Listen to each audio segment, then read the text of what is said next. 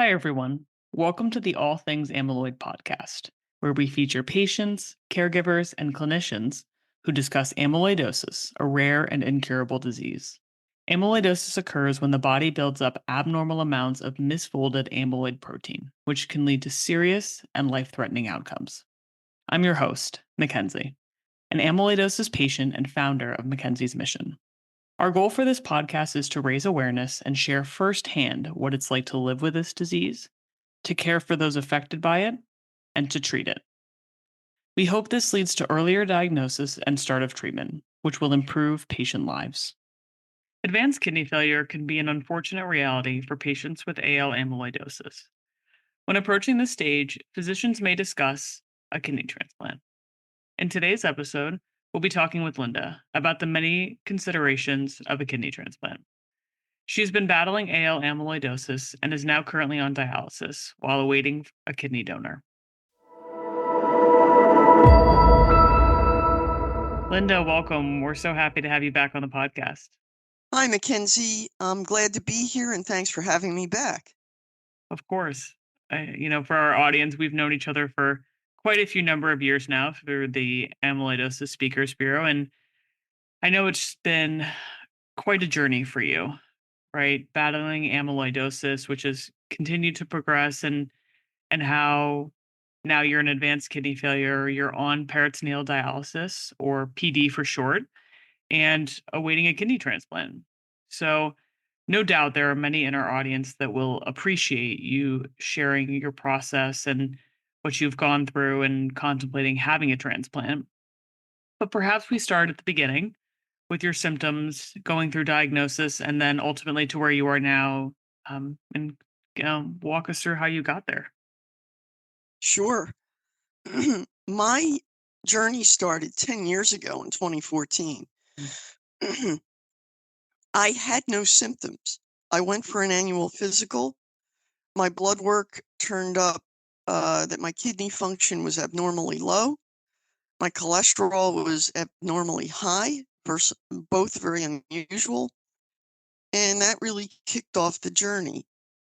After meeting with a local nephrologist, doing a kidney biopsy, as well as a lot of blood work, we finalized the diagnosis of AL amyloidosis. Other tests followed, like not a kidney biopsy, a bone marrow biopsy, which ruled out the cancer part, the multiple myeloma. I had a heart workup, no heart impact there. And he made an appointment for me with the amyloidosis clinic up at the University of Pennsylvania, which isn't far from where I live. In meeting with them, they initially recommended the gold standard, the stem cell transplant, which I know you're familiar with. But at that time in 2015, there was a newer treatment, an outpatient chemotherapy called Cyborg-D. That was my choice. I went through that for 4 months. I had gone into remission after 2 months and then had to finish 2 more months as part of the protocol. And I ended up being stable with 20 to 25% kidney function. The first thing they did after that was put me on a renal diet and assign me to a renal dietitian at Penn. And I met with her along with the oncologist and the renal specialist there every 3 months, 4 times a year. And I stuck to that diet like glue. It was the one thing I could control, and it helped me to maintain that 20 to 25% kidney function for 5 years, along with some lifestyle changes. Fast forward to 2020, my kidney function is now starting to fluctuate below 20%. Mm. By September, there was real concern by my renal specialist because it was hanging out more below 20%, closer to 17% than 20. And the thing about that is you have to be above 20% or let me rephrase that the other way. You have to be below 20% to be considered for kidney transplant. Mm. So it was at that point, we had a lot of concerns. Um, the recommendation from the team at Penn was to get treated again because they just weren't sure what was causing it, if it was the amyloidosis or just wear and tear on my kidneys. So I went through 9 months of the immunotherapy, which I know you're also familiar with, called Darzalex. And it was interesting because my kidney function improved a bit and stabilized during that treatment. And then a few weeks later, it started dropping again. They weren't sure why, but I went through 9 months of the Darzalex treatment. Couldn't save my kidneys, but it did give me a deeper remission from the amyloidosis. Yeah. So how then did the discussion about potentially needing a kidney transplant begin? What was, who was the physician that was really spearheading that conversation? And then how did that provider kind of describe kind of the need and the purpose for that? Well, it would come up on occasion with the amyloidosis renal specialist Hmm. because we just didn't know how long that stability would last. Initially, my local nephrologist was waiting with a catcher's mitt for my kidneys to just bottom out because he had seen that, but you just don't know. So we talked about it, but that's when I learned that my kidney function had to be more consistently below 20% to qualify. So it was a discussion across the two doctors, across the two nephrologists. Mm. It was after the Darzalex in the fall of 2021 when I was consistently below 20%. Now, I could have waited, but I didn't want to wait until things became an emergency situation.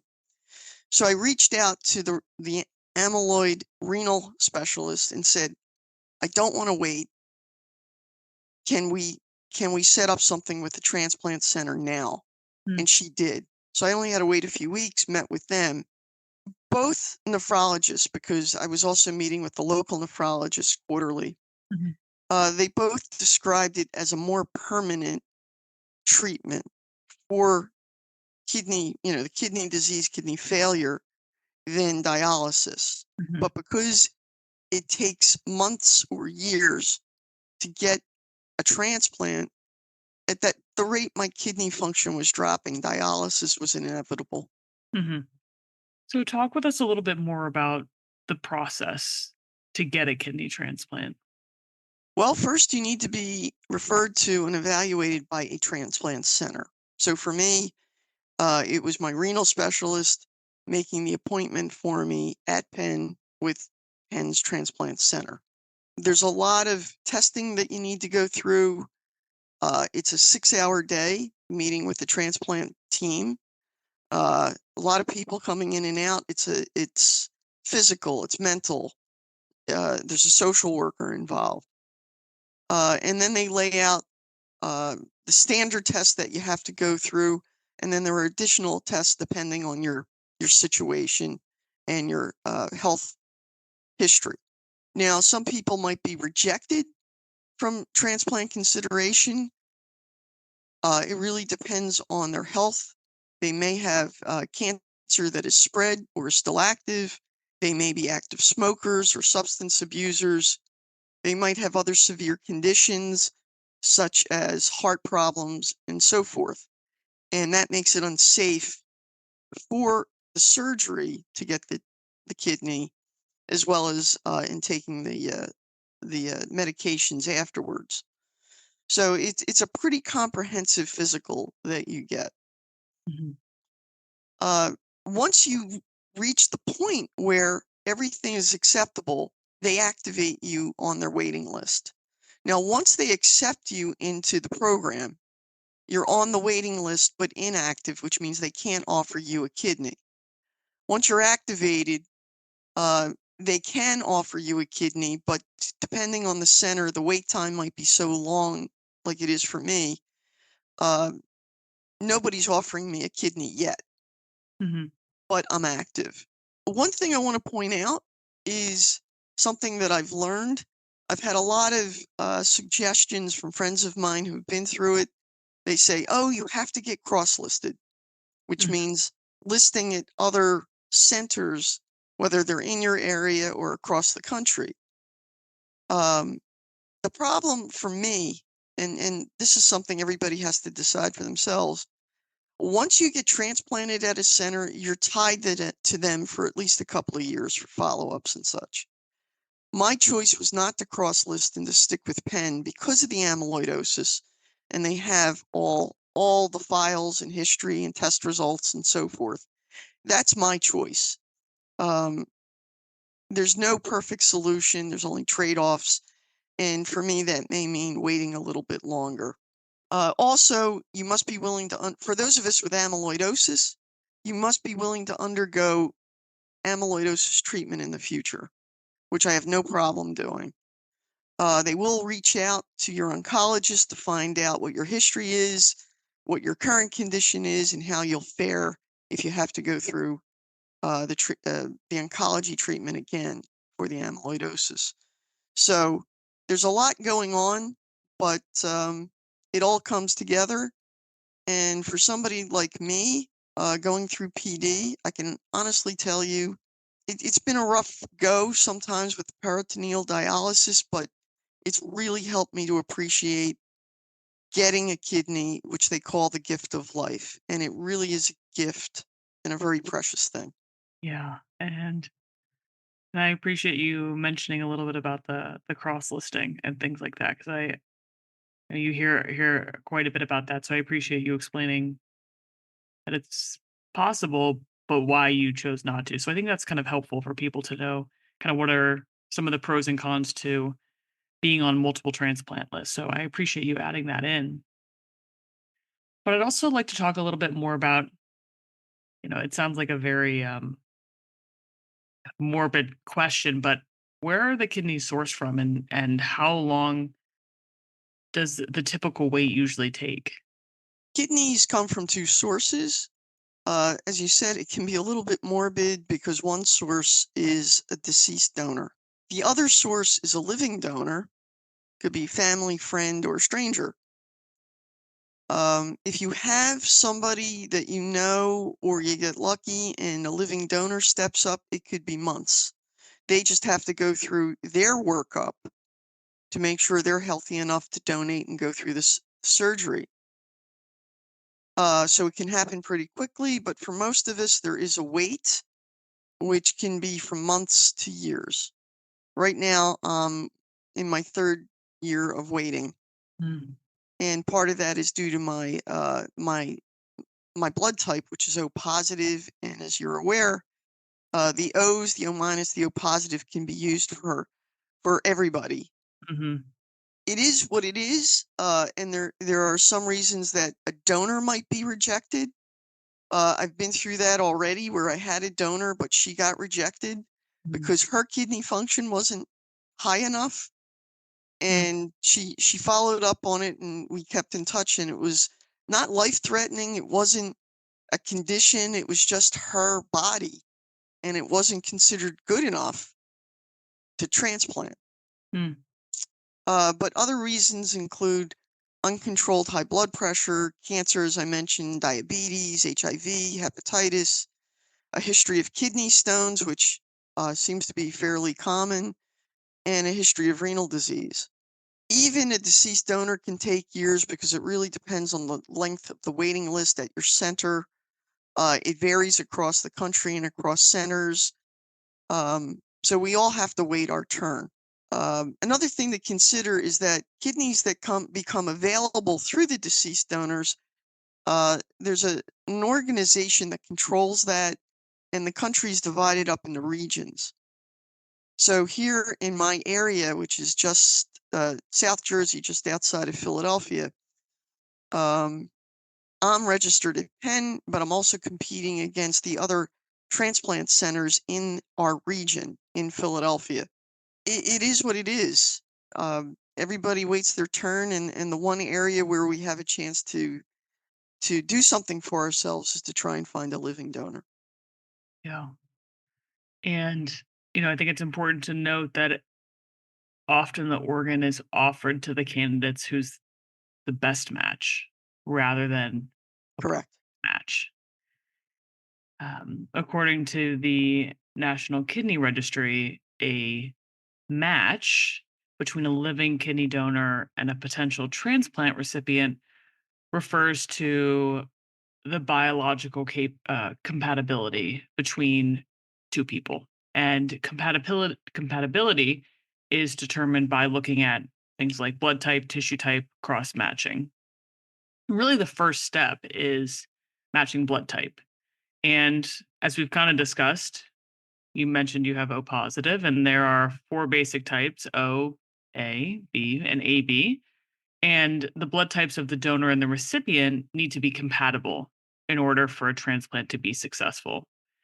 And so once the blood type compatibility is kind of determined and confirmed, the next step is to match by tissue typing, which is also referred to as HLA typing or human leukocyte antigen typing.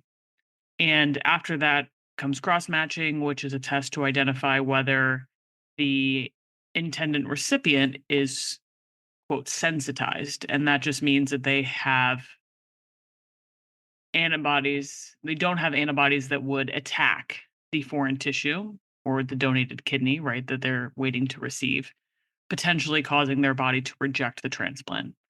So essentially, kind of these are all investigated to ensure that that kidney that's being received stands the best chance of surviving and being a functioning organ in its new recipient. So let's talk a little bit about what the wait list is like. You've mentioned you've been on it for a number of years now, but I'd like to learn more about kind of what it's like just to be on it. It's a waiting game. And that was a great explanation of matching. Um, when I mentioned that we're on this waiting list, whatever kidney becomes available next, just because you're at the top of the list doesn't mean you'll get it. Hmm. They have these ways, as you've described, of finding the best possible match for that kidney. So you may not be the first person on the list, Hmm. excuse me, to be offered the kidney. They'll go through the list until they find the best match. Hmm. And I'm just not close enough to the top yet to be in that pool. Hmm. Some things for folks to be aware of: it's illegal in the US to offer money or any kind of incentive for someone to donate a kidney. It has to be an altruistic act by the donor in terms of a living donor. Hmm. It is a big ask for people to be a living donor. The hard part of being on the waiting list is you just don't know when it's going to happen. I have a bag packed and ready to go. It still may be years, but they advise that you do this because you just never know. Um, a living donor, I'm registered with the National Kidney Registry and I have a website there.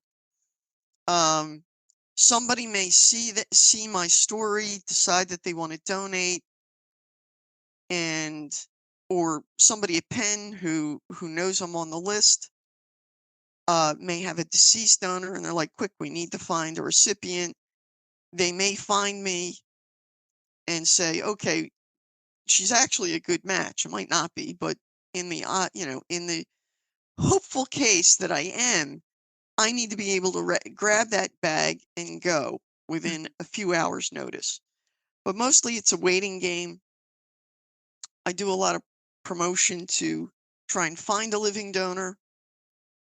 It is a big ask, as I mentioned, because people are going through surgery and asking to donate their extra kidney. Our culture here in the US um, doesn't revolve around this kind of sacrifice. It's a little bit easier, I think, for somebody to donate if it's a family or a good friend. But even then, people are reluctant. I've talked to a lot of different people, and a lot of people initially want to help, as I'm sure you're aware of. But in the end, when they're faced with the questionnaires and the workup, they start to get cold feet, which is actually normal. And it is set up so that any donor can change their mind at any time, even if it's just before they go into the operating room. Yeah. And there's also no government incentives for living donors who specify a specific recipient. As I understand it today, there are some state level incentives for living donors who donate unspecified, which means they're not choosing a person in particular. They're just donating it and allowing the system to find the best match. Currently, there's 90 to 100% people in the US waiting for a kidney transplant, and the waiting list continues to grow. Unfortunately, there's a lot more diabetes, and that drives up the need for kidney transplants in many cases, and that list just continues to grow. Yeah, and I just want to clarify here that you meant 90 to 100,000 people who are waiting every year, and Yes, did I say 90 to 100? 90 to 100%, and that's okay. But just to, Yes. really show the massive need for kidneys in our country, that's an astounding number. Um, but I want to talk a little bit more about what the procedure is like. In terms of me as the recipient, surprisingly, it was to me, my kidneys are left in my body. Okay, so they take the new kidney and they plug it into my urinary tract system. Hmm. Actually, the old kidneys are left in case you had, they're left and they're not disconnected, if you will, from that system because if you do have some residual kidney function, that will contribute as well as the new kidney. Mm. So it's usually done laparoscopically, and the hospital stay is maybe up to 5 days because you're not only recovering from the surgery, they start giving you the drugs right away, and they want to make sure nothing uh, catastrophic happens in terms of a reaction to the drugs. Yeah, that's very interesting. I'm glad you shared that. I don't know if a lot of people know that you actually end up with 3 kidneys. uh, Yeah, and just if I could interrupt, the universal place is on the right side of the abdomen to put the extra kidney, which okay. is why with peritoneal dialysis, I have a tube sticking out on the left side of my belly. Kind of save that space just in case. Hmm. Yes, you can't see it, but it says on the right side of my abdomen, reserved. Reserved. Absolutely. And then let's talk a little bit about the recovery and what life looks like after a kidney transplant. Hopefully, and in many cases, a new kidney will start functioning immediately as soon as they connect it, and it can start functioning. I've heard right on the operating table. The kidney starts making urine. It's great. That's the majority of the time. In some cases, the kidney doesn't wake up right away, and that may be more so with deceased kidney. I implore everybody who's listening to look into this with their nephrologists in terms, don't take my word for it. This is my opinion. Mhm. Sometimes it just takes a little while for the kidney to wake up and function. And that's another reason why they might keep you in the hospital for a few days to make sure that kidney is functioning.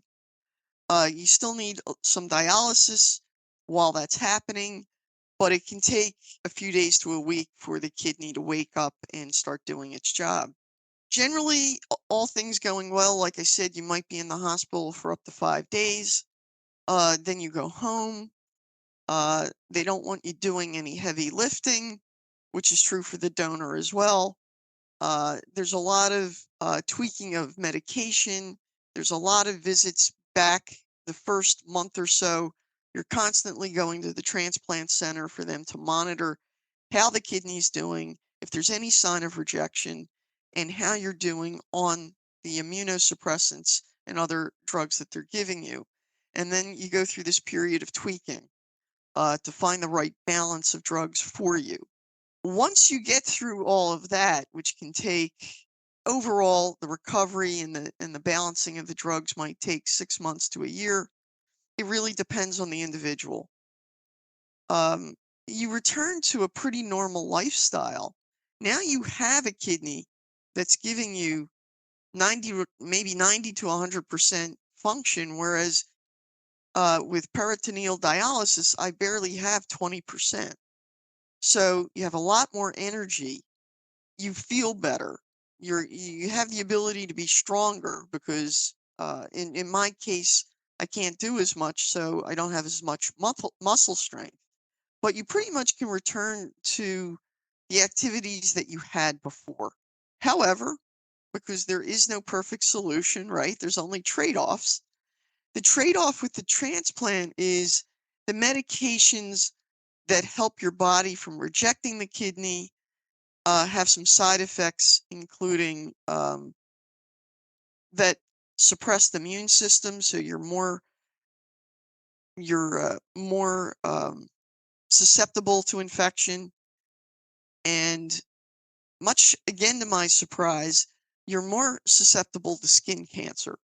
So I've been in discussions with recipients who talk about all the different skin protection things that they do, from UV clothes, protective clothes, to UV, I don't know, 75 sunscreens. People do a lot to protect their skin. So there are some of the challenges that you are faced with, but for somebody like me and many, I haven't heard anybody say yet that they regret going through the transplant. I haven't talked to everybody on the planet, but in my circle, everybody said it was so worth it. Yes, there is a trade-off, but it's worth it. And they're living more active lives. They're able to interact for somebody my age with their grandchildren. It's just literally like a new life. Yeah. There will be periodic monitoring of the new kidney. Like I said, the first 3 months, the first 6 months, the first year are the most intensive, and then you will continue to get monitored through the rest of your life. So, Linda, in closing, I'd love to hear what thoughts you have for patients who have chronic kidney disease that may be considering a transplant in the future. Well, first and foremost, I always advise folks who are living with CKD and maybe not yet on dialysis to talk with your nephrologist and a renal dietitian to do whatever you can to prevent losing your kidney function and ending up on dialysis. I know it can make a difference because I was able to maintain it for 5 years. However, there are some things that you just can't control. Dialysis is life-saving. Do what they tell you, follow the protocols, and you'll be fine. And then if you can get into a transplant center, do it, um, and do your best to find a living donor. That part becomes a very personal decision in terms of where to list and so forth. But it's worth it if you want to do it. It takes some work and commitment. Stay optimistic, um, and do some homework. A good source of information for both donors and recipients is the National Kidney Registry. They have a network throughout the country through, about 2/3 of the transplant centers in the country, and they can be found at www.kidneyregistry.org. Well, Linda, I want to thank you so much for sharing your story with us today and taking our listeners through the considerations of a kidney transplant and all the things that go along with it. It was my pleasure, Mackenzie. Thank you. It's always a pleasure to talk to you, and I look forward to the next opportunity.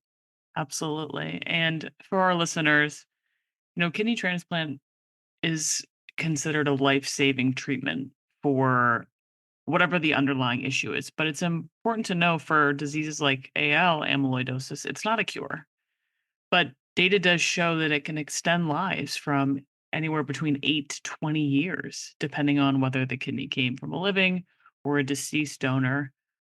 And experience has shown that patients with just one functioning kidney can live a healthy, totally normal life with very few problems. So, in other words, one healthy kidney can work just as well as two. And most importantly, if you'd like to get in touch with Linda to explore the possibility of becoming a living kidney donor, please feel free to send us a message. It can be either via email, which you can find on our website at mm713.org, or you can reach us on any of our social media platforms, whether that be Facebook, Twitter, or X, or LinkedIn. And we'd be more than happy to make that connection to Linda for you. Thank you for listening to the All Things Amyloid podcast. If you find our podcast informative, please follow and share it with others. If you want to learn more about the work we're doing at Mackenzie's Mission, please visit mm713.org. We'd also like to thank AstraZeneca Pharmaceuticals, Alexion Pharmaceuticals, Alnylam Pharmaceuticals, and Bridge Biopharma for their sponsorship to help raise awareness about amyloidosis. We hope you stay tuned for future episode drops. Thanks for listening.